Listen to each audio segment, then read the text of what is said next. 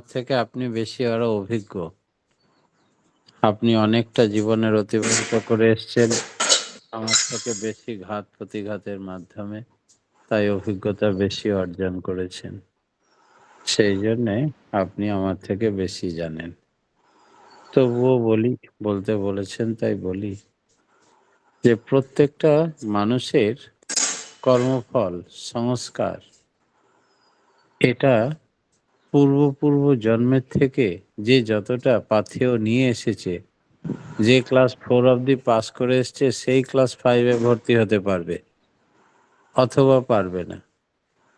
এই সংস্কার আপনি পরিবর্তন করতে অনেক সময় লাগবে।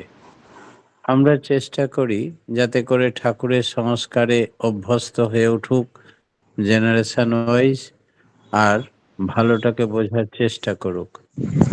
কিন্তু ঠাকুর বলছেন যে পায়খানার যে পোকাগুলো সেইগুলোকে যদি আপনি ভালো চান বেছে নিয়ে এসে ঘিয়ের শিশিতে দিয়ে দেন তাহলে সেগুলো ঘি হজম করতে পারবে না, অল্প দিনে মারা যাবে। তো কারণটাই হচ্ছে তার অভ্যস্ত সংস্কার সে অত তাড়াতাড়ি চেঞ্জ করতে পারে না। আর ঠাকুরের যে দীক্ষা সেটা খুব হাই লেভেলের দীক্ষা, সর্বোচ্চ স্তরের দীক্ষা। সেই দীক্ষাকে বুঝতে গেলে একটু কিছু থাকতে হবে, কালচার, সংস্কার, পূর্বজন্মের কিছু পড়া, যে কোনো ঠাকুর দেবতার প্রতি তার নর্মাল অ্যাডারেন্স এইটা থাকলেই তার যে কোনো সৃষ্টির উপরেও যদি একটু ভালোবাসা থাকে তবে দয়া করে স্রষ্টা তাকে আশ্রয় দেন, প্রশ্রয় দেন।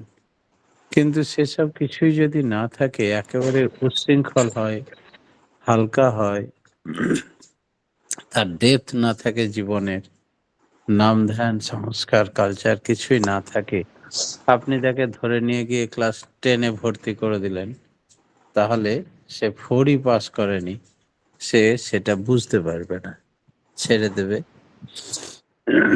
সেটাই স্বাভাবিক।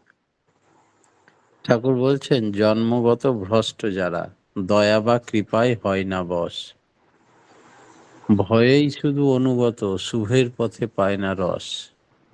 বাবার এই শনি ঠাকুরের পুজো না করলে, সিন্নি না খেলে, তাহলে তোমার ছারখার করে ছেড়ে দেবে। ভয়ে শনি ঠাকুরের পাশ দিয়ে পেরিয়ে গেলে 2 বার 3 বার প্রণাম করে নেয়। কিন্তু এই ভয় ছাড়া তারা আর ঈশ্বরের প্রতি ভক্তি নেই। এই শ্রেণীর মানুষকে ঠাকুর বলছেন তারা জন্মগত ভ্রষ্ট। সেই জন্যে ভগবানের প্রতি প্রীতি, ভালোবাসা এর হতেই ভক্তির সৃষ্টি, ঠাকুর বলছেন এটাই ভালো। শ্রী ঠাকুরের কথা বোঝার মতো ক্ষমতা বা ক্যাপাসিটি একদিনে মানুষের হয়ে যাবে না। এর জন্য আমাদের অনেক খাটতে হবে। আমাদের তরফ থেকে অনেক ত্রুটি থাকে। তাকে যদি কালচারে অভ্যস্ত করতে হয়, প্রথমত আমরা যারা এই নাম ধ্যান মহাযজ্ঞে যুক্ত আছি তাদের একটা স্পেশাল পাওয়ার আছে। সেই পাওয়ারটাকে কাজে লাগান। সেটা হচ্ছে আপনি যাজন করার সঙ্গে তার বড় ফোন এখন ম্যাক্সিমাম বাড়িতেই আছে। সেই ফোনে লিঙ্কটা দিয়ে দিন। দুবেলায় প্রার্থনার আগে তাকে নাম ধরে ডাকুন। অমুক দাদা যুক্ত হয়ে যান, প্রার্থনার টাইম হয়ে গেছে। এই সকালে, এই সন্ধ্যায়, টাইমটা ফ্যাক্টর নয়।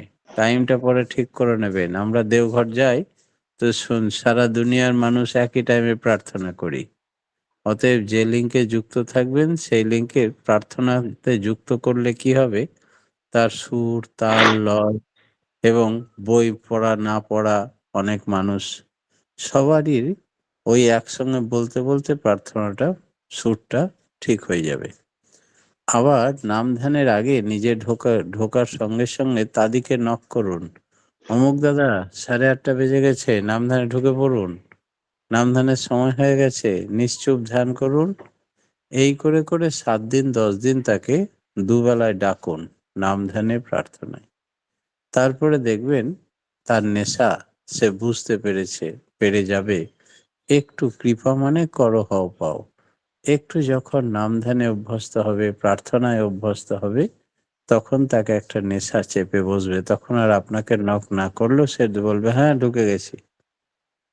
এই পরিস্থিতিটা করতে পারে যাতে করে সে ফল করে যাবে না একমাত্র এই নাম ধ্যান যজ্ঞের যেকোনো সদস্য। তাকে লিংকেজ করে দিতে পারে এবং নিয়মিত নক করে তাকে অ্যালার্ট রাখতে পারে। আর নাম ধ্যানই হচ্ছে মানুষের মূল বিষয়বস্তু। সেইজন্যে নাম ধ্যান করলে সে ইষ্টভীতিও করবে, যজন যাজনও করবে, ঈশ্বরের কথা যা শুনবে তাই বলবে। আমরা একটা গান শুনি সকালে উঠে, সেই গানটাই মনে মনে হতে থাকে। সেইরকম যা নিয়ে থাকবেন সেই কালচারটাই মনে মনে হতে থাকবে। তাই আপনি সকাল সন্ধ্যা তাদের এইভাবে নার্চার দিন। এছাড়া আশেপাশের গুরু ভাই প্রতিবেশীদের সঙ্গে পরিচয় ঘটিয়ে দিন। তাদের বলে দিন সপ্তাহে ১ দিন করে বা প্রত্যেক দিনই বিকেল বেলায় নতুন দীক্ষা নিয়েছে তো, ওনার বাড়িতে আপনারা প্রার্থনাটা করবেন এসে। এমনিভাবে রোজ দুবেলা খবর নেওয়া, নার্চার দেওয়া, নাম ধ্যান ইষ্টভীতি ঠিকমতো করছে কিনা খবর নেওয়া। এইগুলো সব ত্রুটি আমাদের থেকে গেলেই, আমরা যদি শুধু দীক্ষা দিয়েই ছেড়ে দিই, তাহলে কিন্তু কলিযুগে many false prophet will come at কলিযুগ। শ্রী শ্রী ঠাকুর অনুকূলচন্দ্র মহাভাব সমাধি অবস্থায় বলেছেন। তাই কলিযুগের কলির বিভিন্ন রূপ, সেও ধর্মের রূপ নিয়ে মানুষকে হাতছানি দিয়ে আসল ধর্ম থেকে বিচ্যুত করার উদ্দেশ্যে সে তখন কত রকমের প্রলোভন দেখাবে। আর মানুষ একটু হালকা হলে তখন আসল ছেড়ে নকলের দিকে আকৃষ্ট হবে। সেইজন্যে সেটা যেন ক্ষতি করতে না পারে কলি, সেইজন্যে আমাদের একটু অ্যালার্ট থাকতে হবে, সজাগ থাকতে হবে। আমাদের এখানে কিছু ত্রুটি ছিল, যে কারণে আমাদের হাতছাড়া হয়ে গেল বা তারা আসল ছেড়ে নকলে ছুটলো। সেক্ষেত্রে ওই ডিপি ওয়ার্ক মানেই হচ্ছে তাই। আমাদেরও ত্রুটি থাকে, আর যে ছেড়ে যাচ্ছে তার তো ত্রুটি থাকবেই। এই ২ ত্রুটি মিলেই মহাশূন্যস্থান পূরণ হয়। আর এই পূরণ করতে হবে আমাদিগকেই। তবে ঠাকুর বলছেন, ছেড়ো না। ওই অম্লান চেষ্টাই তোমাকে মুক্তির দিকে নিয়ে যাবে। আজকে যে বোঝেনি সে হয়তো ২ বছর পরে বুঝবে। ঠাকুরের কাছে প্রার্থনা করো। ঠিক সে বুঝতে পারবে, ঠিক সে ফিরে আসবে। এমনি করে লেগে থাকতে হয় আর কি। জয় গুরু। জয় গুরু, জয় গুরু, জয় গুরু।